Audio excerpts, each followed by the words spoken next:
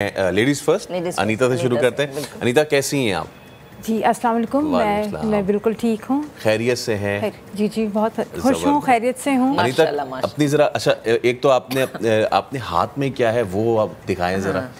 Okay, जनाब अली, ये है वो थीसिस अनीता का। अच्छा, ये socio political status of religious minorities in Pakistan since 73 till 2016। ये बड़ा जबरदस्त आपने टॉपिक, बड़ा जबरदस्त, बहुत आउटस्टैंडिंग है। तो अनीता, अपनी स्टोरी जरा खुद बताएं हमें। जी, मेरा ये आगाज़ एक पीएचडी का सफ़र बहुत अच्छा रहा। थोड़ी चैलेंजेस फेस आए, काफ़ी इंटरेस्टिंग रहा, बट ये है कि at the end everything is good. तो सब फर्स्ट ऑफ़ ऑल मैं अपनी फैमिली को थैंक्स कहना चाहूँगी कि उन्होंने मेरी बहुत हिम्मत बढ़ाई, हमेशा मोटिवेट किया। और मेरी supervisor doctor Sameena Saeed, course supervisor doctor Aziz Rahman, बहुत सारे दीगर फ्रेंड्स, और फर्स्ट और मोस्ट इम्पॉर्टेंट मेरा भाई, जो हमेशा हर कदम पर मेरे साथ साथ रहा। तो इसमें थोड़े देखिए चैलेंजेस फेस तो आते ही हैं। आपकी जो जर्नी होती है वो इंटरेस्टिंग, आपके चैलेंजेस ही आपकी जर्नी को इंटरेस्टिंग बनाते हैं, क्योंकि जब आपके हाथ में आपकी कामयाबी आती है, खुशी आती है, तो वो फिर आप सारे चैलेंजेस को भूल जाते हैं। हाँ। तो फिर ये मेरे लिए बहुत खुशी की बात रही कि मैंने एक पीएचडी कर ली, डॉक्टर अनीता विल्सन बन गई हूँ।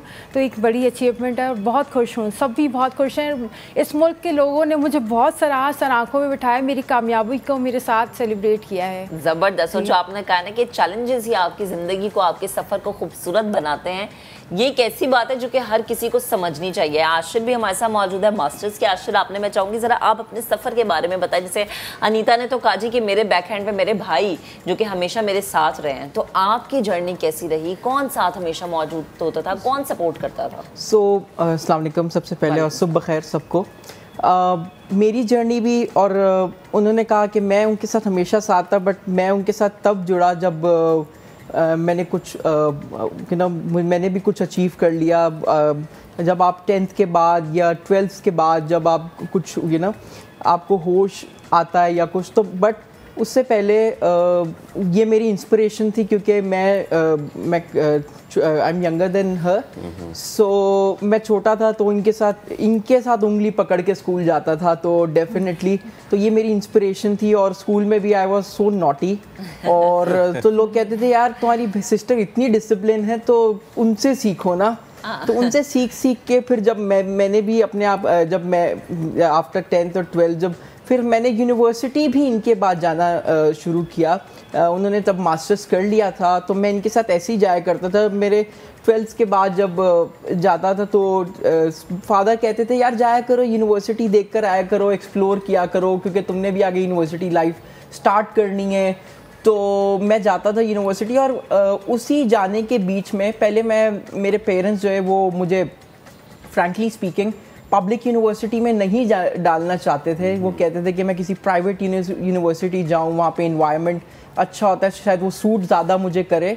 बट जब मैं पब्लिक यूनिवर्सिटी जाने लगा तो मैंने कहा यार यहाँ तो एक इन्वायरमेंट ही डिफरेंट है। yes. इतनी डाइवर्सिटी, इतनी इंक्लूजन, और आप हर तबके के लोगों को देखते हैं।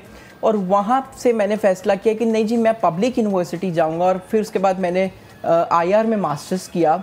और उसी मास्टर्स करने के दौरान जब मैंने देखा कि यार ठीक है, हमारे भी कुछ चैलेंजेस हैं, क्योंकि being a person with disability या डिसेबिलिटी कुछ चैलेंजेस आपके होते हैं। लेकिन मैंने ये देखा कि यार being a person with disabilities के साथ साथ हमारे कुछ चैलेंजेस ऐसे हैं जो कलेक्टिव हैं, हमारी यूथ के कलेक्टिव चैलेंजेस हैं। और उन चैलेंजेस को देखते हुए मैंने फिर काम करना शुरू किया। यूथ कैपेसिटी बिल्डिंग प्रोग्राम्स में मुझे ऑर्गेनाइजेशन इस्लामिक कोऑपरेशन का प्लेटफॉर्म मिला। वहाँ से मैंने यूथ कैपेसिटी बिल्डिंग के प्रोग्राम्स को करना शुरू किया। Sindh government of Sindh youth affairs department का मुझे प्लेटफॉर्म मिला। उसके बाद फिर मैंने डिसाइड किया कि यार मैं डेवलपमेंट सेक्टर में जाऊंगा, और डेवलपमेंट सेक्टर में जाकर मुझे ह्यूमन डेवलपमेंट पे काम करना है। और आई वाज फॉर्चुनेट इनफ, और मेरी प्रोफाइल उस वक्त कितनी अच्छी हो चुकी थी यूथ कैपेसिटी बिल्डिंग के प्रोग्राम्स करके, कि जब UNDP के अंदर उन्होंने they have open a special cohort, actually उन्होंने एक बैच स्टार्ट किया जिसमें they have hired person with disabilities. तो उसमें आई गॉट सिलेक्टेड एक्चुअली। तो उसमें जब आई गॉट सिलेक्टेड और इट्स 1.5 years मतलब हम जितना वाओ करें आशिर उतना कम है क्या माशाल्लाह आपकी स्टोरी है। आई गेस कि मैं हमेशा सबको कहता हूँ मेरे यूथ और उसमें फ्रेंड्स मेरे बहुत साथ थे उसमें। आशिर ये आपके फ्रेंड्स और आपका सपोर्ट सिस्टम इसलिए भी एक ब्रेक लेनी पड़ रही है, लेकिन दिल नहीं चाह रहा कि हम ब्रेक लें, मगर मजबूरी है। ब्रेक लेते हैं, ब्रेक से वापस आएंगे, दोबारा हमारे साथ इन बहन भाइयों से बात करेंगे। हमारे साथ रहिएगा।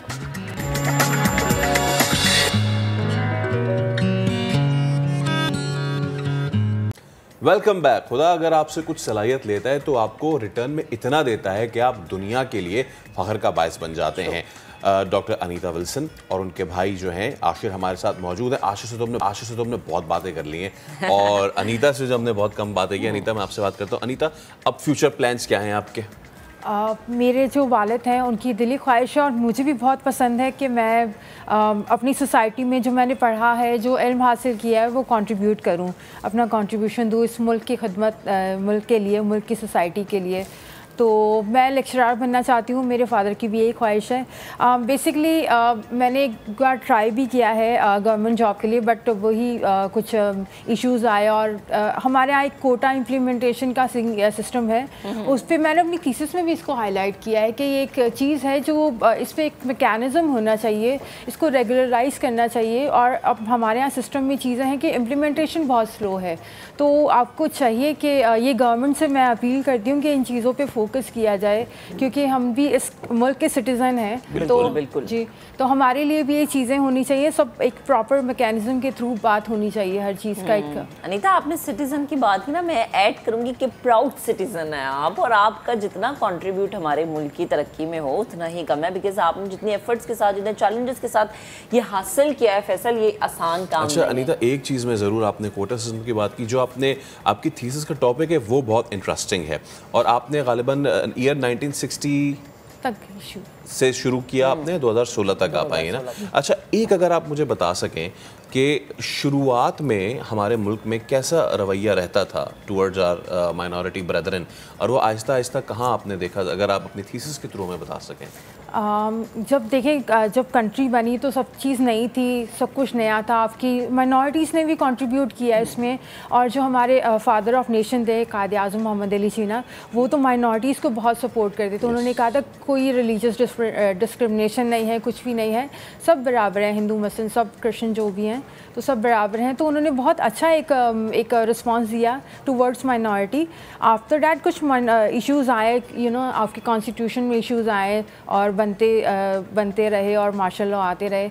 बट जो 1973 का जो कॉन्स्टिट्यूशन था, जिसको मैंने अप्रोच करते हुए अमेंडमेंट्स और सब चीज़ आपके फंडामेंटल राइट्स के थ्रू जो एक कॉन्स्टिट्यूशन आया, उसमें माइनॉरिटीज़ को तमाम उनके राइट्स दिए गए अकॉर्डिंग टू द कॉन्स्टिट्यूशन। देखिए, हर जगह सिस्टम में थोड़ी स्लो प्रोसेस होता है, हर जगह मसले मसाइल होते हैं, बट ये है कि कॉन्स्टिट्यूशन ने हमें प्रॉपर राइट्स दिए गए हैं। बस ये है कि ज़रूरत है उन पर इम्प्लीमेंटेशन किस तरह से किया जाए, वो मैंने रिकमेंडेशन दिए। और इस मुल्क में हमारी जो हमारी हायर अथॉरिटीज़ हैं, उनको चाहिए कि उनको इन चीज़ों पर फोकस करें, इनको देखें कि जहाँ इम्प्लीमेंटेशन का मसला है, आपके कोटा सिस्टम में फोर्स कन्वर्जन है या और भी दीगर इश्यूज़ हैं, तो उन पर बात होनी चाहिए, उनको उन चीज़ों को हाईलाइट करना चाहिए, क्योंकि अब तो बहुत अवेयरनेस आ गई है सोसाइटी में और बराबरी का एक सब चीज़ है, तो इस पर बात होनी चाहिए। बिल्कुल होनी चाहिए बात, और बड़ा ज़रूरी है बात होना। आशिर, आप मुझे बताएं कि नेक्स्ट प्लान्स क्या है, मज़ीद क्या क्या करना है? बहुत कुछ तो माशाल्लाह आप कर चुके हैं, आगे क्या करना है?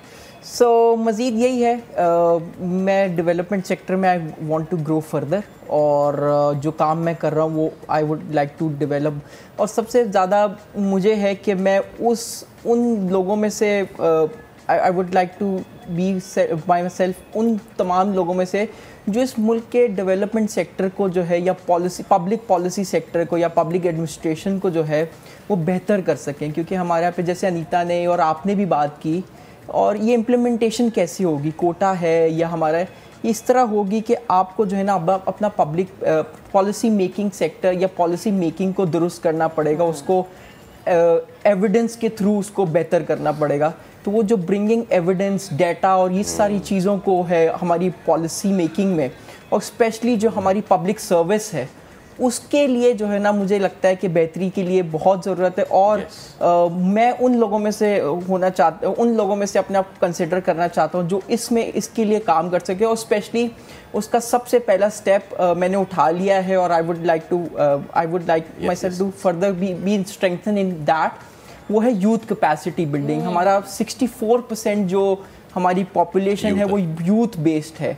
और आप देखें कि जो भी कंट्री में ट्रांजिशन आए हैं, चाहे वो कंट्रीज़ लाइक सिंगापुर और स्टफ, वहाँ पे बहुत ज़्यादा यंग लोगों को, मतलब मुझे वहाँ के जो फाउंडर है ली क्वान, मैं उनको पढ़ रहा था तो उनकी from the third world to first world उनकी किताब है, वो उनको पढ़, तो उन्होंने क्या किया, उन्होंने कहा अपने पॉलिसी मेकर्स के साथ वो बैठे, उन्होंने कहा क्या करना है, कैसे ये मुल्क बेहतर हो सकता है और कैसे ये सारी चीज़ें जो जराइम हैं या जो ड्रग्स वहाँ पे कैसे, उन्होंने कहा इन सबको नौकरी दे दो, इन सबको एम्प्लॉयड कर दो। जब आप सबको एम्प्लॉयड कर देंगे तो ये सारे मसाइल हल हो जाएंगे और अब पब्लिक सर्विस को बेहतर करना होगा। तो आई गेस मैं अपने कदम को उसी डायरेक्शन में जो है बढ़ाना चाहता हूँ। बहुत ज़बरदस्त आशिर। अच्छा आशिर यूथ की कैपेसिटी को बढ़ाना चाहते हैं, बहन इनकी जो है बड़ी वो यूथ को पढ़ाना चाहती है, लेक्चरर बनना चाहती हैं, और हम इन दोनों से बहुत कुछ सीखना चाहते हैं। आप दोनों का आने का बहुत शुक्रिया। यू आर द रीज़न कि हम मुल्क पे और हमें अपने इस मुल्क की बुनियादों पे फ़ख्र होता है कि ऐसे लोग जो हैं वो हमारे मुल्क का असासा हैं।